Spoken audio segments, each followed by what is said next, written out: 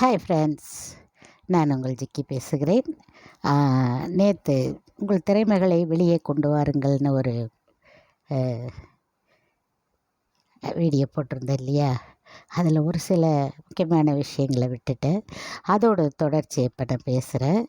என்னென்னா, இந்த golden bats சொல்லிகிட்டு இருக்கேன்ல, இது வந்து நான் ராயப்பேட்டை ஹாஸ்பிட்டல், அப்புறம் டி நகர் பஸ் ஸ்டாண்ட், அப்புறம் டி நகரில் இந்த நடேசன் பார்க்குன்னு ஒன்று இருக்கும், வெங்கடாஜலபதி கோயில் இருக்கு இல்லையா, அந்த ரோட்டில், இங்கெல்லாம் போய் நானே போர்டு வாங்கி அதுக்கு உண்டான அந்த வைக்கிறதுக்கு உண்டான ஸ்டாண்டு கிண்டு இதெல்லாம் செஞ்சு, அங்கே இருக்கிற அந்த ஏரியாவில் பார்க்குன்னா பார்க்கு, வெளியில் ரோட்டில்னா ரோட்டில் யார்கிட்ட பர்மிஷன் வாங்கணுமோ அவங்கக்கிட்டெல்லாம் வாங்கி அந்த அப்போ போர்டு அங்கே வச்சு எழுதி பர்மிஷன் வாங்கி இந்த மாதிரி பொன்மொழிகளை நான் சாக் பீஸில் டெய்லி போய் எழுதி போட்டுட்டு வருவேன். அது கிட்டத்தட்ட நான் ஒரு 20 வருஷமாக பண்ணிகிட்ருக்கேன்.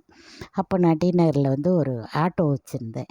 நான் தான் முதல்ல இன்றைக்கி போகிற ஆட்டோக்கள்லாம் அந்த எழுத்துக்கள் இருக்கிறத நான் பார்ப்பேன். அந்த பொன்மொழிகள் நிறைய ஆட்டோவில் இப்போ நான் பார்க்குறேன். ஆனால் அதை முதல்ல நான் நினைக்கிறேன் அப்படிதான்னு.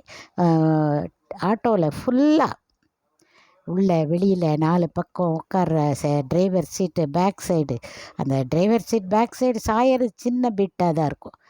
அதிலே பின்னாடி உட்கார்றவங்க படிக்கிற மாதிரி இந்த left side, right side, back side, வெளியில் எல்லாம் எழுதி போட்டிருப்பேன்.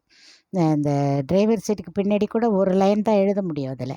அதில் கூட முடியாது என்பது என் நகராதியில் கிடையாதுன்னு ஒரு அறிக்கை எழுதியிருப்பேன். அதெல்லாம் பார்த்து அறிஞர்களோட விஷயங்கள் அது வெளியிலெல்லாம் அது ரொம்ப பிரபலமாக இருந்தது. அதை படிக்காதவங்களே இருக்க மாட்டாங்க. அப்படியே அந்த ஆட்டோ எங்கள் சொந்த ஆட்டோவில் எழுதி அதை நம்ம பையன் ஓட்டிகிட்டு போவான். அது ரொம்ப ஃபேமஸ் ஆச்சு. அதுக்கப்புறம் பார்த்தா நிறைய பேர் அந்த மாதிரி ஆட்டோவிலெல்லாம் எழுத ஆரம்பிச்சிருந்தாங்க. அது ரொம்ப பெருமையாக தான் இருந்தது எனக்கு. இப்போது எனக்கு வெளியில் எங்கேயாச்சும் பார்க்கும்போது பார்த்தா எனக்கு அது ஹாப்பினஸ்ஸாக தான் இருக்கும். அதே மாதிரி நான் இருந்த தெருவில் எங்கே பார்த்தாலும் நிறைய நானே கை கொண்டு எழுதுவேன். டி நகர் டாக்குன்னு ஒரு சின்ன சண்டே பேப்பர்லாம் போடுவாங்க. அதில் பேட்டியெல்லாம் எடுத்துகிட்டு போனாங்க. இது எப்படி எனக்குள்ளே தோணுச்சுன்னு நீங்கள் இங்கே கூட நான் இப்போ இருக்கிற ஏரியாவில் கூட ஒரு பார்க்கில் போய் நானே போர்டு வாங்கி செஞ்சு அங்கே எழுதி போட்டுக்கிட்டு இருந்தேன். இடையில ஒரு நாள் எனக்கு வாக்கிங் போகும்போது எனக்கு கால் கொஞ்சம் ப்ராப்ளம் ஆச்சு. அதாச்சு ஒரு 4-5 மாதம் இருக்கும். அதுலேருந்து நான் இன்னும் போகலை. அங்கே போய் கூட எழுதி போட்டுக்கிட்டு தான் இருந்தேன். இது எங்கே எனக்கு ஸ்டார்ட் ஆச்சு அப்படின்னு கேட்டால், நெய்வேலி இருக்குது இல்லைங்களா, நெய்வேலி ஒரு பிளானட் ஊர் மாதிரி நினைக்கிறேன். அது வெளியிலேயே ஒரு ஆர்ச் இருக்கும், பஸ்ஸு உள்ளே போகும். அங்கே எங்கள் அண்ணன் பொண்ணை ஒன்று கல்யாணம் பண்ணி கொடுத்துருந்தோம். அப்போ அங்கே நான் அவளை கொண்டு விட அத்தைங்கிற முறையில் கொண்டு விடுறதுக்காக நான் அங்கே போயிருந்தேன். அப்போ பார்த்தா இந்த 2 பக்கம் ரோடில் நடுப்புற இந்த பூச்செடியெல்லாம் வச்சுருப்பாங்களா, அந்த மாதிரி இதில் ஒரு 100 அடிக்கு ஒரு இடத்துல போர்டு, அதில் இந்த மாதிரி வாசகங்களை பார்த்தேன். அப்போ தான் முதல்ல நான் அதை பார்க்குறேன். வாசகங்களை பார்த்தா இந்த மாதிரி நல்ல வார்த்தைகள்லாம் எழுதி அந்த ஊர் ஃபுல்லாக அது இருந்தது. அந்த நெய்வேலிங்கிற அந்த என்ட்ரன்ஸ்லேருந்து பார்க்குறேன். அது கடைசியாக அந்த ஊருக்குள்ளே எங்கே சுற்றினாலும் அந்த போர்டு அந்த சென்டரில் பார்த்தேன் நான். அது எனக்குள்ளே ஒரு தாக்கத்தை உண்டு பண்ணிச்சு. அப்புறம் நான் இருந்த டி நகர் ஏரியாவில் நான் இருந்த ஸ்ட்ரீட்டில் அங்கே இருந்த ஒரு சங்கம் இருக்கும் இல்லையா, அவங்ககிட்டலாம் பர்மிஷன் கேட்டு, ஆக்சுவலி நான் இருந்த வீட்டில் தான் அந்த வாசலில் ஒரு போர்டு இருக்கும். அந்த தெருவில் இறந்தவங்க கண்ணீர் அஞ்சலி அந்த மாதிரி எல்லாம் விழாக்கள் ஏதாவது பண்டிகைன்னா அதெல்லாம் எழுதி போட்டுக்கிட்டு இருந்தாங்க. எங்கள் வாசலில் தான் இருக்கும். அப்போ எனக்கு அந்த ஊருக்கு போயிட்டு வந்தோடனே எனக்கு அது தோணுச்சு. அப்போ அங்கே இருக்கிறவங்ககிட்ட பர்மிஷன் வாங்கிட்டு நானே புக்கெல்லாம் வாங்கி அந்த பொன்மொழிகள் புக் ஸ்டாலாக போய் தேடுவேன். எல்லாம் தேடி அதை வாங்கி தெருவில் எழுத ஆரம்பித்தேன்.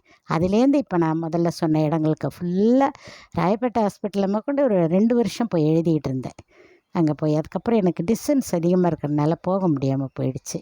இல்லை அங்கே இருக்கிற இந்த ஏரியாக்களில் இருக்கிற இந்த கட்சிக்காரங்க அவ்வளோ பேருக்கும் என்ன தெரியும் அங்கே எல்லாருக்கும்.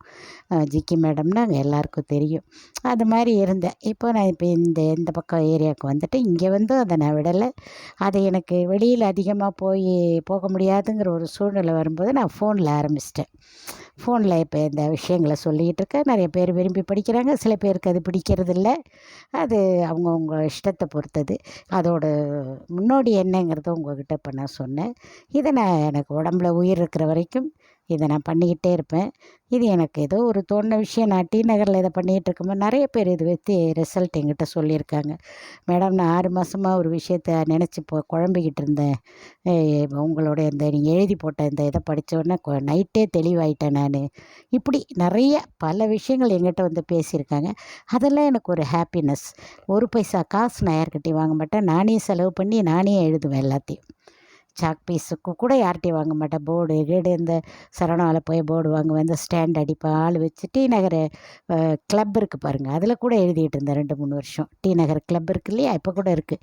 அங்கேயே எழுதிக்கிட்டு இருந்தேன். அங்கே இருக்கிறவங்களாம் சொல்லுவாங்க, ஏன் மேடம் நீங்கள் இங்கே வந்து எழுதிக்கிட்டு இருக்கீங்க, இங்கே நீங்கள் எழுதுகிற இடமா இது அப்படிலாம் சொல்லுவாங்க. ஆனால் பல பேர் அதை பாராட்டினாங்க. அதுக்குள்ளே அப்படின்லாம் நிறைய பண்ணிக்கிட்டு இருந்தேன். அதை பற்றி உங்கள்கிட்ட நேற்று அதில் சொல்ல மறந்துட்டேன். அதனால் இப்போ நான் சொன்னேன். இல்லை ஏதாவது உங்களுக்கு தவறுதல் தெரிஞ்சதுன்னா சாரி. நன்றி. அடுத்த வீடியோவில் சந்திப்போம்.